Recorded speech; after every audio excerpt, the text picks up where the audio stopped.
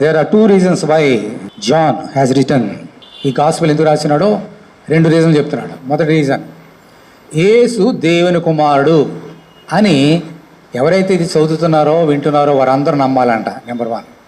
అది వినడానికి మనం చెప్పడానికి చాలా ఈజీ, కానీ యేసు దేవుని కుమారుడని ఆయనే సొంత నోటితో చెప్పినాడు. ఎంతమంది నమ్మారు?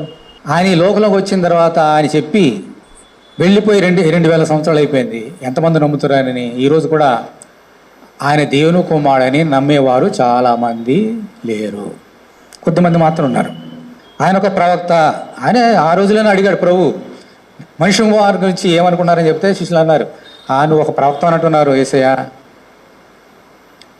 జాన్ ది బాప్టిస్ట్ లాంటి ఒక ప్రవక్తవి, ఇన్మే లాంటి ప్రవక్తవి, ఏలే లాంటి ప్రవక్తవి. సరే మీరేమనుకుంటున్నారంటే వాళ్ళు అన్నారు. పేతురు అన్నాడు, నువ్వు సజీవుడమైన దేవుని కుమారుడైన క్రీస్తుకు దేవుని స్తోత్రం హల్లెలూయా.